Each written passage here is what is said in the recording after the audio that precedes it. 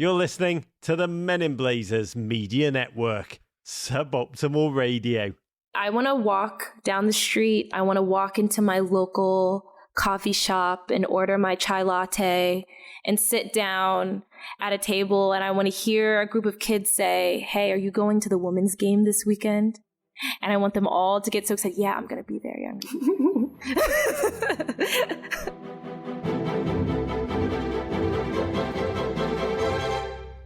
Welcome to the Women's Game, presented by Paramount Plus, a new podcast designed to celebrate the human wonder and glory that is women's football by taking you inside the game with a remarkable mix of some of the finest players who take the field week in and week out. This is Rog. All I'll say up top is that one of the greatest joys of the past decade for me in the world of football has been witnessing the surging growth of the women's game around the globe. Here in the US, the National Women's Soccer League, now entering its 10th season, has been a pathfinder with its TV ratings making headlines. But you look at Spain, where Barcelona Femenè just played a Champions League game in front of a world record 91,000 people. The surging growth of the Women's Super League in England, where partnership with men's Premier League teams has propelled it into contention as one of the most exciting leagues in Europe. And France, longer club footballing mecca. It's all been so mesmerising to witness, and this podcast will be dedicated to it all, teasing out the big storylines of women's soccer on a weekly basis, at home in the NWSL and across the globe, the storylines, the epic rumbles, the personalities, the challenges. We're going to talk them all through with the players who've made it real. And here with me to kick off our inaugural episode, I'm overjoyed to welcome two of my most favourite footballers in the American game. First up, from your Portland Thorns, a two-time World Cup winner, four-time NWSL Defender of the Year, a woman whose leadership and wisdom on and off the field embody everything that's great about American soccer. It's the people's captain, Becky Sauerbrunn. Raj, what an opener. Thank you. Oh, Becky, it's a joy to see you. I know you're rehabbing from a torn meniscus right now. How is the healing? It's going. I'm almost there. And so very excited. I should be available for minutes coming up real soon. Talking to me, if that doesn't set you back, nothing will, but Godspeed. It's a joy to see you. And alongside Becky, one of the most potent attackers in the NWSL and the bullying goal machine, most influential Harvard grad since John F. Kennedy, one of those players who every time she gets on the ball, you can just hear every fan in the stadium collectively inhale. From Gotham FC and the US Women's National Team, it's the mighty Midge Purce. Thank you for that wonderful introduction. I'm so happy to be here. Midge, fresh off a first win and the first goal of the season, the pace, the cool head, the clip finish, what went through your mind all that way? A little bit of desperation. I missed the last game against Orlando, and there's something about watching your team play that really makes you want to score and do well for them. So put the ball in the back of the net. With your left. Becky, thank you, but don't tell people my weakness. Well, it's not a weakness, obviously. No, my everyone who knows me said the same thing. They said, "You're left." I said, "Yeah, look at that. Practice makes permanent." Becky is both the elite analyst / the agent in every and hype person in every regard. Becky, Midge, we are sitting here at a remarkable moment in American sports history. Last weekend, the NWSL kicked off its record 10th season, and we're going to jump into the specifics of the campaign ahead in a moment. But first, let's just take a minute to reflect on that 10 years, because it's not something ever to take for granted. Its predecessors lasted 3 years and out, and we know no league's rise is straight line. There's always profound complications, growing pains along the way. Becky, you've been there from the very beginning, back when the minimum salary was $6,000 a season. From the inside, you've seen fire, you've seen rain. I'm sure there were moments when you thought this league could not make it. Where are we right now in terms of the development? I would say we have come so far from year 1 to year 10 that it's been probably an exponential growth. And there have definitely been times for those 10 seasons where I was very concerned for the longevity of the league. And I can remember specifically at the end of year 5 with Boston, I believe, had just folded. So there was going to be an expansion draft for the Boston players. And then Kansas City, we had no ownership. And so I remember being in my apartment with Nicole Barnhart and literally just being on the phone trying to figure out, are we going to be joining another expansion draft? Will we have new ownership? Is someone going to swoop in at the last second? And as, a member of the USWNT, like I hear things behind the scenes as well. And so, there were real concerns about other ownerships as well. And so the fact that we've made it to year 10 is wonderful. And it feels like it's solidifying each year as we go, which for me as a player who was a part of the WPS, that it folded after the third year, to have year 10 really is a testament to women's soccer and the interest that it's garnering in this country. Midge, you were a senior in high school back in 2013, the first season of NWSL. And when you were in college, you spent the league's early seasons playing on the same fields as those Boston Breakers, may they rest in peace, who used Harvard's facilities to train. You've been in the league now, God, it's 6 seasons. How does the reality of the league match up to what you dreamed it would be as a college kid? Well, as a college kid, I think I actually had a very clear idea of where the league was. And I remember just like hoping to get drafted to the Boston Breakers so that I could finish my semester at school and go to preseason. And I thankfully I did, so I didn't have to like leave school early or anything like that. Now it's surpassed all of my expectations. It's really heartening to see. Becky, the league's still so young. It's not even had its bat mitzvah. 10 seasons. As one would expect, there are still so many growing pains. This is a season of newness in so many ways. We've got new franchises, new CBA, new commissioner. Washington Spirit has at last new ownership, new female ownership, the mighty Michelle Kang. We also have the darkness, the continuing ongoing revelation of coaches creating truly horrific cultures of discrimination, of harassment, of abuse. Inside, does it feel like the best of times, the worst of times? Oof.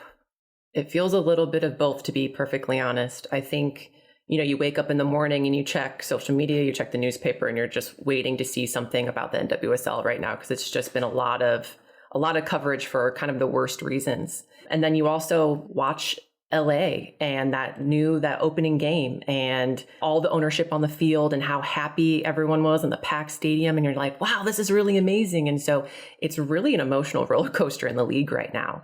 And I think we're trying to set up the infrastructure with the CBA by getting the bad ownership, the bad agents out of the league. But that's an ongoing process. And so it's very up and down right now. I think it's a good microcosm of what the world is like right now.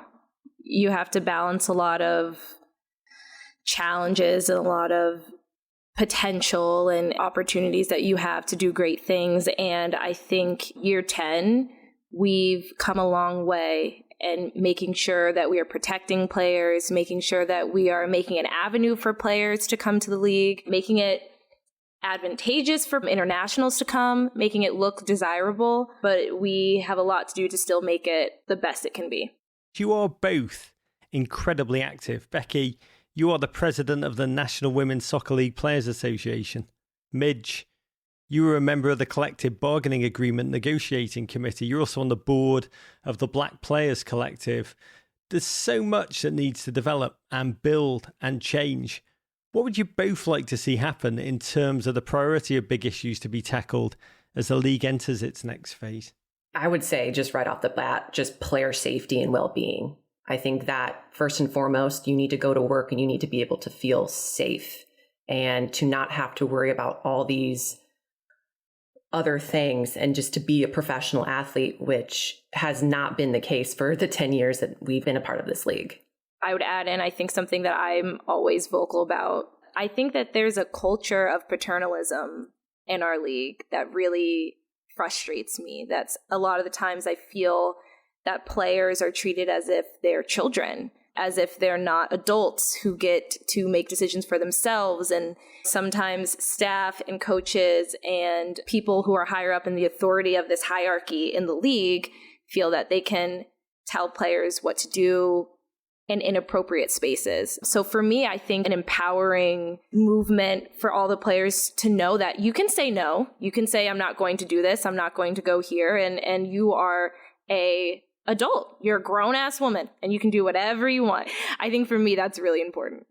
Other things that we need to tackle, I think the continuation of professionalism and upping the level of training facilities and other amenities. And I know that I started off the league practicing on like a JUCO field. And I know that even now, I think some teams still practice on high school fields. And so what you see is how people perceive you. So if you're put on first class fields, you're going to be seen as a first class athlete. And so I think that's really important, that it's a perception, but it's also a reality for us that we are truly treated as professionals.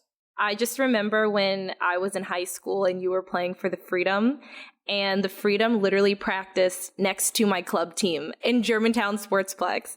And it was like Sawa, Abby Wambach, Sonia Bompastor. And I'm like pulling up with the backpack that still has the ball on the outside, and like my shin guards are like the ones that have Velcro and like strap on to your shins. And you guys are just like on the field next to us, just on the turf field next to us, getting ready to practice. That shouldn't happen. Amen. And we will look at the season ahead in just a minute. But first, the 2022 NWSL Challenge Cup final goes down this Saturday at 1 p.m. Eastern Time. The season's winner will be crowned live on Paramount Plus. And the regular season gets its second weekend of action this Saturday and Sunday, with games available live on Paramount Plus. Go to paramountplus.com/MIBTWG and try 1 week free. So season 10 of the NWSL, it's happening, living, breathing, walking amongst us. It began last weekend with some epic rumbles, and I'm still reeling from that delirious Angel City, North Carolina Courage opener on Friday night. We'll talk about that in 1 second, but as a fan, I love the beginning of the season. A time when dreams are yet to collide with a cruel buzzsaw of reality. But as players, what's your mentality coming in off a pre-season-y Challenge Cup tournament? Is it excitement for these first games? Is it an awareness of your own team's strengths and weaknesses already? Is it a sense of setting off on the first steps of a marathon that you know is going to involve suffering and possibly glory? What's your mindset in the first week of a season, Becky? Oh, I'm truly a realist, bordering on to pessimist. I'm thinking, okay, we've gone through preseason. I know most of our strengths, but I'm very aware of all of our weaknesses. And so I'm going in, I'm talking to the coaching staff, I'm talking to the players like, these are our weaknesses. This is what we need to shore up to make sure that this season is successful, because it is such a marathon. It's not a sprint. And if you sprint it out at the very beginning, you're going to burn out. You're going to get injuries. The scheduling is wild. The travel is wild. Really, you got to pace yourself. For me, it's definitely entering in with, let's be realistic. You never know what's going to happen every single game. It's literally you walk in and you're like, I don't know what's going to happen today. And that's what it's like the entire season. So it can be really exhausting, but it's also like when you win a shield or you win the championship, you earn it. I think that's why Bex and I get along. I'm a pragmatic pessimist every day of the week. I just see all the holes. Like if I have 10 passes at practice and I complete 8 of them, I'm thinking about the 2 I missed the entire bus ride home. The entire time, I'm just like, I can't believe I didn't connect. It's hard, I think, in the beginning. You forget you're coming back from the end of the year, obviously last year, when your team's like flowing. You're fighting for a championship. Everyone is at their peak performances. You're fit. It's like easy to sprint up and down the field. You're not thinking about that. And then you come back and you forget, like, we were trash last year this time. Like, we were so bad. We didn't have relationships. Now we have new people on the field and we have to build relationships with them. It's really difficult to get back into your team's vibe form. And I think it's mentally really hard in the beginning. Midge, do you go into the season expecting to be firing on all cylinders right away, or do you want to ease your way into it to try and pace yourself to say, you know what, Midge Purce, I'm going to peak at the business end of the season? Never. I'm trying to peak the whole time. Like, peak needs to be like, what is it, a parabola?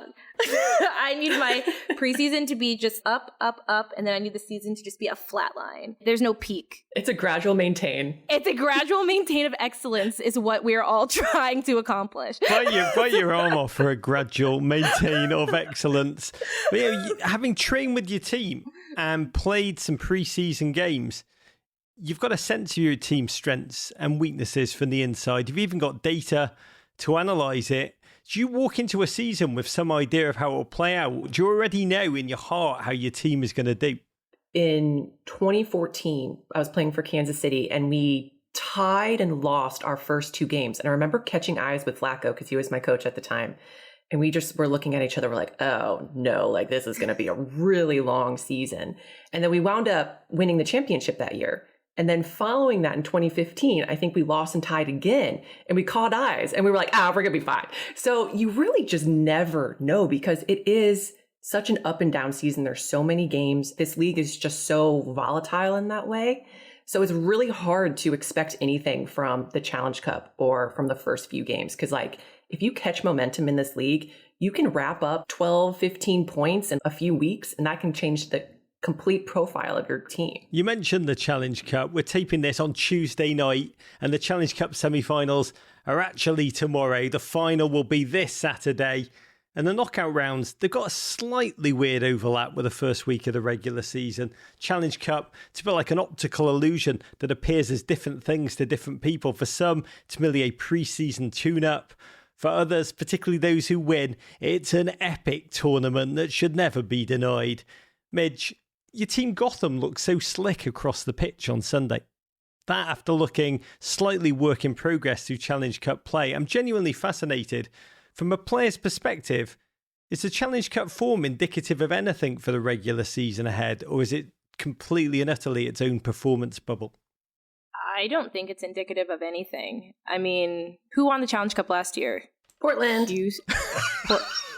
Oh, so yeah, again, I don't think it's indicative. Fair. Midge, weren't you in that game? Was it Portland? Game? Oh my gosh, I was in the final with you. We lost in the final to Portland in PKs now that I actually think about it, and that sucked. We flew across the country, lost, didn't get the bonus, and then had one less week to prepare for the actual season than everybody else because we were still playing. So that wasn't great. When you talk about predicting teams and thinking about seasons like that, I think it's the same way you can kind of analyze life. I've never had a year go the exact way I thought it was going to go, ever. In life, in football, it's the same way with the season. You can think it's going to go one way, but I seriously doubt that anyone has had a year that went exactly the way they thought it was going to go. My whole life has just been one big Challenge Cup, Midge. So let's dive into this season. NWSL keeps on rolling. A league of 12 teams now. 2 new expansion clubs of wonder. West Coast, Best Coast, Angel City FC and San Diego Wave have arrived. And it's been remarkable to see both of these clubs revel in their wonder and newness, unveiling their brands and squads and souls with joy and style. San Diego and Angel City are both big blockbuster franchises. Alex Morgan at San Diego. Angel City have celebrity-fueled ownership. Natalie Portman, Serena Williams, Mia Hamm and more. A sellout crowd of 22,000 turned up for their first game. They've sold 15,400 plus season tickets. You saw the CBA finally signed ahead of kickoff as the Angel City fans unfurled a glorious tifo, one of the largest in NWSL history, which read Nueva Amanecer, which literally means a new dawn, as the pink flares fired into the LA night sky. I need to know, as players, what do you both feel watching that? For me, it was really heartening. I thought it was remarkable. When I played at Portland and the stands would be filled, it was loud. You couldn't hear anything. And then you sing the national anthem and they say home of the Thorns instead of home of the Brave. Like, it's such a cool experience that I wished that every athlete could experience, especially every female athlete. I think you deserve that. And to see a completely new roster and a completely new location have that of their very own, specific to their culture and specific to their area, I thought was absolutely incredible. I am right there with Midge. I felt so light, and I think we've all been so burdened and it's felt so heavy for a while. And to see that, I just felt like a kid at Christmas, and it just felt so light and my heart was so full. And it made me think about in 2009, I was a part of the opening match with the Washington Freedom. We played the LA Soul in the WPS league before the NWSL. And I remember walking out, and we played at the LA Galaxy Stadium. I don't know what it was called at the time. It was packed. And I remember thinking like, wow, like this is so amazing to be a part of. My dream has come true. I've always wanted to be a professional athlete, and here I am at this stadium. And I remember feeling like I was belonging to something so much bigger than myself. And I got that same feeling when I was watching the Angel FC opener, when I was just hearing the crowd and you're seeing the ownership on the field and just the general excitement. And I think Allie Riley gave a interview right before the game, and you could see the excitement on her face and how proud she was to be a part of it. And I was like, man, I know exactly what that feels like. It was like a howling message delivered to the world that you want this league to show you value. We will show you commercial value. I felt that. I felt the celebrity aspect of it, which I think this league really needs. So you see that ownership, and you see it was like a movie had been staged almost. And I love that about it. Like, it was a spectacle, and like, this is a stage for all the players to play on. And it was beautiful. It really was beautiful. To me, it was the Kardashian premiere on Hulu, but make it sports. If you market something really well, people will want to go see it. I thought they did an absolutely brilliant job. But I also think, Becky, let's be very honest. After those moments of pride, what we truly felt was, I cannot wait to kill them at home. Oh my gosh. You have no idea. I was like, it's okay if they win this game because it's good for soccer, but they are not winning anything else. Nothing. I want to kill them at home. I want to ruin them. Mm-hmm. Yep. And I think it's great. God, I'm circling both of those match days on my calendar now, because this is a season of new starts. Not a single coach in the league left standing in the position that they held this time last year. The longest tenured coaches right now are Laura Harvey at OL Reign and Chris Ward at Washington Spirit, who've both been at their respective teams since the middle of last season. How does that wave of fresh hires impact the football? No one leader truly embedded into the culture of the team that they're building.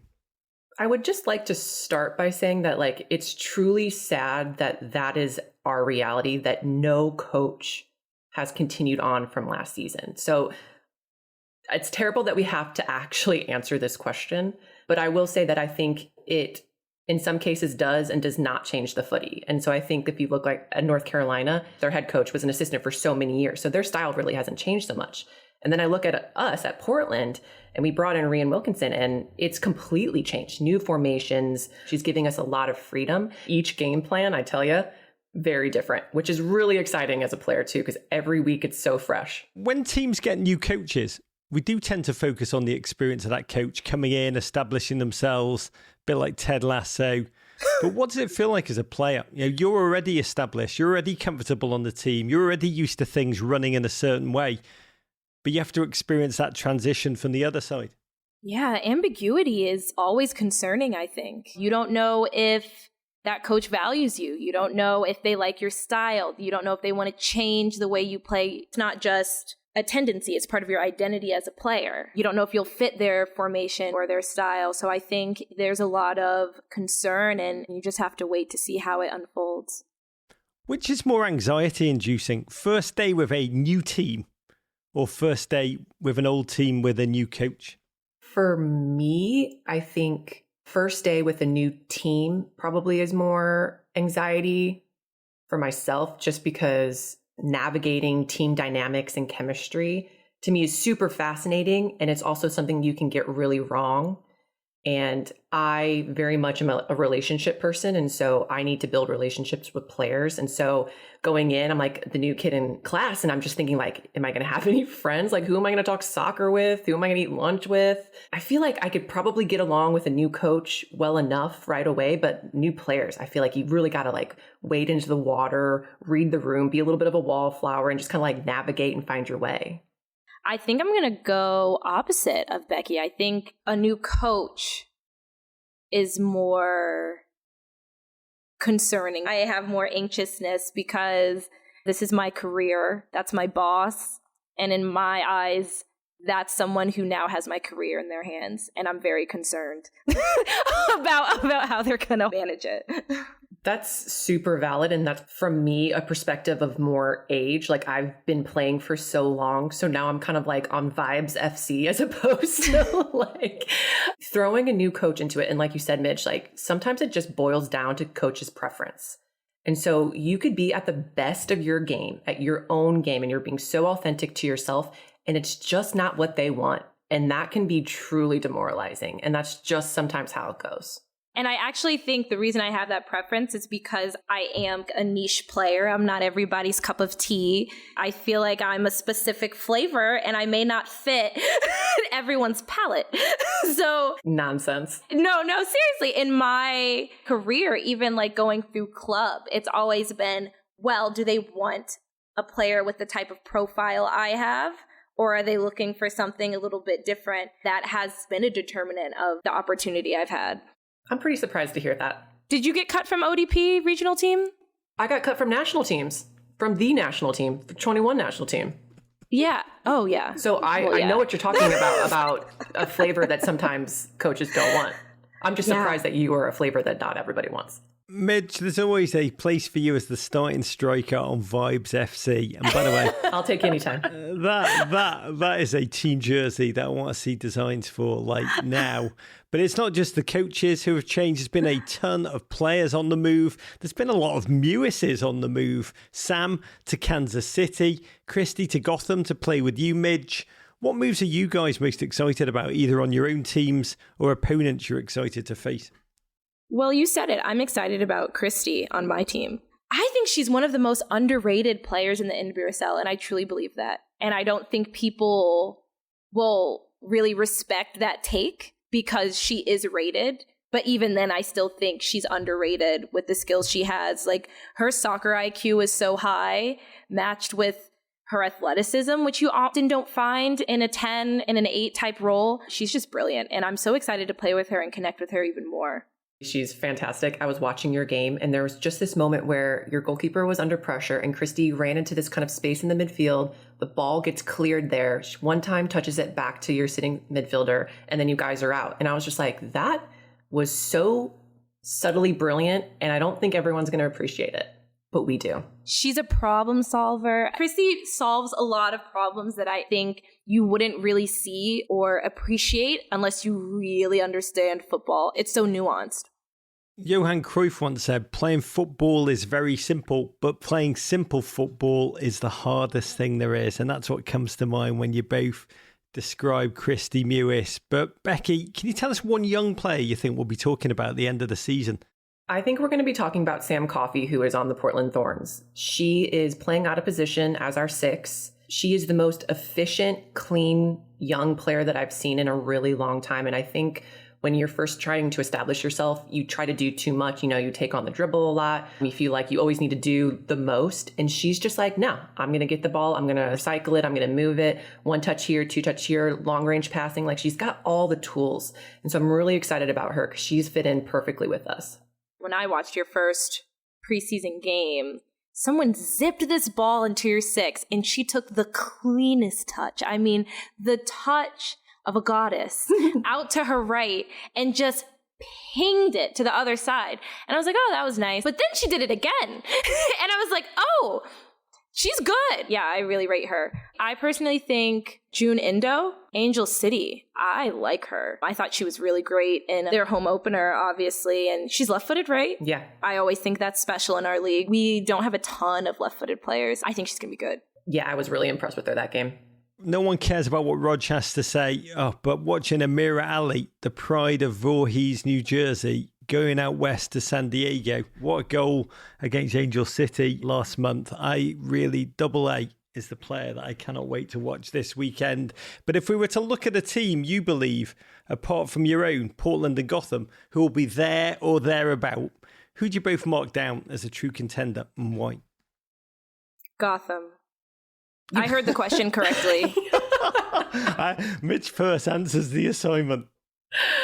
Oh, okay. So I will play the game, Raj. Aside from Portland, I'm going to say, I think Seattle. We've played them a bunch during the Challenge Cup and then in the preseason tournament, and they've got a flow to them and some really special players, sound defense. They're going to give everyone a run for their money, I think.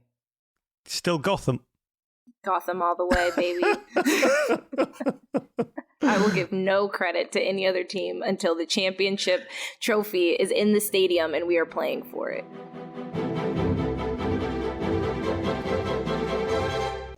It's time to talk about the weekend to come. A delicious slate of games, week 2 of the season on Paramount Plus and Twitch. And I feel like one of the things that's so singular about this league is that every game feels laden with possibility because this league is so bloody competitive. Kicking off the weekend, we got North Carolina Courage against Becky's Portland Thorns, 7 p.m. Eastern Time on Saturday. Paramount Plus, East versus West, clash of the two traditional NWSL powers. Portland coming into town to eat all that Beasley's fried chicken.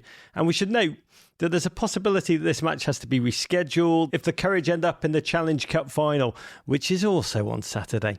Now, Becky, the Courage are a team in an enormous amount of transition right now. They built themselves into a veritable dynasty over the past 5 years or so, and they're the only team in the league with as many trophies to their name as the Portland Thorns. And in the Premier League, two biggest rivals, Manchester City and Liverpool, are juggernauts, but their rivalry is defined by respect rather than animosity. What does this battle feel like on the ground? Oh, man. Two new teams seeing each other for the first time. And I think because you said there's been such a turnover with North Carolina as far as their players, I think they're going to stay in their kind of 4-2-2-2 formation. And so I think they've still got the same parameters that they're working under. It's just with new talent. And with us, we're willing to try all sorts of different things to stay true to ourselves and how we want to play in some of the principles, but in different formations. So I'm really excited because I don't think we really know a whole lot of what's going to happen. And that's in itself super exciting. I'm fascinated by rivalries. It's often said in American sports, any league needs them. You know, the Celtics and Lakers rivalry built the NBA in the 1980s. And Midge, fans love rivalries. But from a player's mentality, do you welcome them in the same way? I love a good rivalry. It's the reason I wake up in the morning that week. Just keeps me going. However, I will say as a forward, it's the worst position to be in when you have a rivalry game because you just get smashed all game. That's fair. Back to goal, you just get killed all game. You're rarely hitting someone. You're always getting hit, and it's not great until you score, obviously. If you score. Yeah, and that's the thing. It's so hard to score in this league, or at least it has been. Good. Historically. Good. But you only need one, you know? It's just that one moment you got to break through, and then all those other times that the ref didn't call the foul, it didn't matter. Oh, gosh. I can't believe I'm hearing this from you. You also play defense. Oh, gosh. Let's not go back there. I call those the dark ages. So disappointed. We have a smasher and a smashee, and the contrast between the two of you on that rivalry issue is genuinely fascinating. Also on Saturday night, subject also to rescheduling pending the results of the Spirit semi-final against OL Reign on Wednesday night. We've got Chicago Red Stars versus Washington Spirit, 8 p.m. Eastern Time.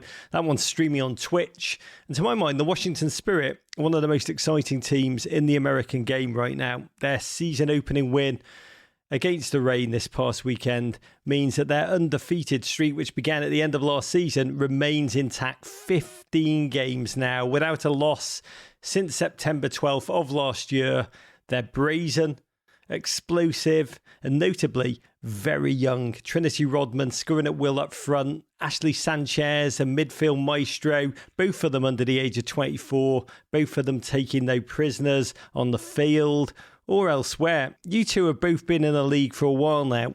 Is it thrilling to see young new players coming up behind you? Is it motivational? I think it's extremely motivational, and just watching that spirit side. And they did a close-up. I think someone tried like a side volley and it went over the goal, and you just see him just laughing. And it was just like, oh, awesome. Like, what a great attempt. And it's just like really light. And I think that comes with youth. And I think that's so great to keep injecting into the league. I am a seasoned vet. Let's go with that. I don't want to say anything else. That sometimes I'm taking things too seriously. And then I see that and I'm like, soccer's fun. When you play it free, you play it the best. And so it was really great to watch that game and to see that, because it kind of reminded me, like, I can do that. I can be free like that. I can laugh when I take side volleys, like the competition that they bring, the energy that they bring. It's so welcome. And I love putting them in their places too. I think that also is really motivational. Like, yeah, you think you're good? Well, wait until you play us. I think it's a testament to the league and how it's been growing. I remember early in my senior year, before I declared for the draft, when I told my dad I wanted to play professional soccer, and he said, no, why would you play professional soccer? First of all, you're in debt from Harvard. Like, how are you going to pay for school on this, what was it, like $18,000 a year salary, house, family, just like nothing. He's just like, why do you even want to do this, play in this league? It only has, at the time, 8 teams? It was like a really contentious, long-standing argument we had, battles going back that lasted months of what I was going to do after school. And now the league is strong enough where we have kids saying, I'm going to invest myself in this league. I'm going to dedicate a large part of my time to play in this league early on. And they trust the league with that. And I think that that's amazing. And that's just the growth of the sport. Mighty Gotham face the San Diego Wave 10 p.m. on Saturday on Twitch. And the Wave are a team that has, for better and for worse, come up a little in the shadow of the glitz of its expansion partner and Pacific Coast Highway rival Angel City. But it's one with so much upside. Head coach Casey Stoney, the pride of Basildon, Essex, is a manager who likes defence and depth. They may have the ability to cause a lot of trouble for front runners this season. This will be the first clash for San Diego and Gotham. Is there a difference, Midge, playing a new team in a new place as opposed to an established team you've encountered in previous seasons, like unwrapping, a mystery-flavoured dum-dum, the intimidation factor of the unknown? I didn't think about this until we were traveling back from Orlando, and everyone was talking about how excited they are to play San Diego because we've never played them before. It's never happened in the history of football. Gotham has never played San Diego. We're buzzing. We're so excited, and I think it's going to be a great game. To round things out, on Sunday at 5 p.m. Eastern Time on Paramount Plus, we have Kristen Hamilton and Kansas City Current facing up to Nichelle Prince's Houston Dash. Kansas City, team will get better and better the more you watch them, and Houston Dash currently being managed by assistant Sarah Loden after the suspension of James Clarkson. And Bethany Balsa, one of my favourite players to watch in this league, and her OL Reign face up to Jessica McDonald's Louisville at 6 p.m. Eastern Time, also on Paramount Plus. And at 8 p.m. Eastern Time, Angel City take on Orlando Pride. When we come back, we go to the future and talk what this league may look like 10 years from now.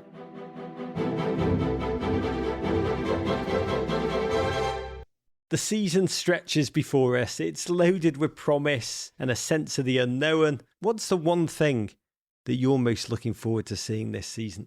I'm looking forward to seriously competing for the championship. I really want to win it. I really want to win it. I'm excited for not just the highs, but those lows where you have to remind yourself, this is what's going to make you a champion. I think about it now because, we just came off a win. We're in a good place, but there are going to be times where the resilience is going to have to come in, and that special strength that you can bounce back with is going to be what defines whether or not you win or not this year. I'm pumped for those moments. Is that the Midge Purce mindset every season, if I were to ask you? Is there something particularly special about 2022? No, definitely every season. For sure. I'm really looking forward to that moment. And Midge, you probably have felt this before, where you're struggling through preseason, like you've got weaknesses, you know your strengths, you're trying to shore everything up, you're trying to play a certain way. And then all of a sudden on the field, it just clicks and everyone can feel it. And all of a sudden you're stringing together these passes, you're in the space you're supposed to be in, and it just feels so good. And it's funny because you literally can look into someone's eye and they can see it too. And you're just excited. You're like, this is it. We did it. And so I'm really looking forward to feeling that moment. Very few people get to experience that, but it's poetry in motion. I call it like Taoism. Like you can't explain it. You just have to feel it. Jealous. 10th anniversary season of the NWSL as we celebrated up top. And I want to give you both a chance to shut your eyes and imagine that we're podding in 2032.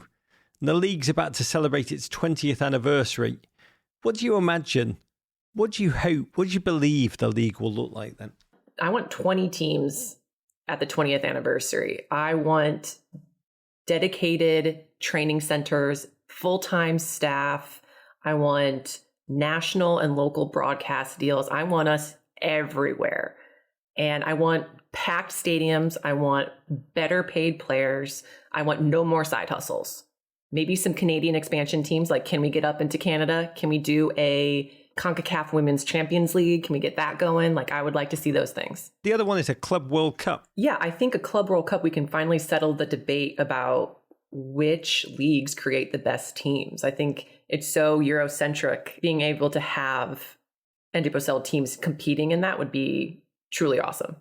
Yeah, I mean, I don't know what I'm supposed to top that with. That like sounded great. That's like my that sounds pretty utopic to me. You've inspired me. I want to walk down the street. I want to walk into my local coffee shop and order my chai latte and sit down at a table. And I want to hear a group of kids say, "Hey, are you going to the women's game this weekend?" And I want them all to get so excited. Yeah, I'm going to be there. Yeah, I'm gonna be there. No, my mom won't let me go. The only thing that's unbelievable about that is that you'll still be drinking chai lattes in 2032, that they won't have invented something which we can't even imagine with our limited mentalities right now. And I want to leave the last word to both of you. Can you close with a note of optimism? This is a dark world. There is so much profound challenge all around us. And I want to end with a shot of joy, give you both a moment to tell us a person, a place, or a thing, something that's made you feel good and that's offered a sense that it's all going to be okay. I think it's Tuesday and it's been a terrible week already. And today you kind of walk into the locker room, you're like, this is heavy. You know, there are a lot of bad things that are happening right now. And then you pile on your own personal experiences. I'm coming back from injury and I get on the field and I'm in an exercise and I'm full in, you know, I'm not wearing the neutral jersey or whatever. And it hit me that this is a get to job. I get to do this. And that's truly amazing. And I am getting back from injury and I'm very fortunate. The moment when it hit me today that this is a get to, and I'm so appreciative, that gave me a little bit of levity. A few weeks ago, I got to go to AHRC, which is a nonprofit in New York City that helps the cognitively diverse. And I got to play with these kids who were just so excited to just play with a ball. And the joy around it was so tremendous. I was blown away. And they have never seen me play. They had no idea who I was, obviously, but just the idea that I was a professional soccer player was enough to just light up their eyes. It reminds you success is definitely how you define it. And I think the world's going to try to convince you that success is going to be how many goals you score, how many championships you win, what records did you break, but it really is how you can serve others, and we can all do that every day. To serving others, to making meaning, to taking nothing for granted, also to glory for you both in this season ahead. Becky, Godspeed. Thanks, Raj. Thanks for having us. And Midge Purce, it is a total joy to be with you. Thanks, guys. Episode 1 of The Women's Game is in the books. Tune in to Paramount Plus to revel in the realities of tussle after tussle. We'll be back next week for more.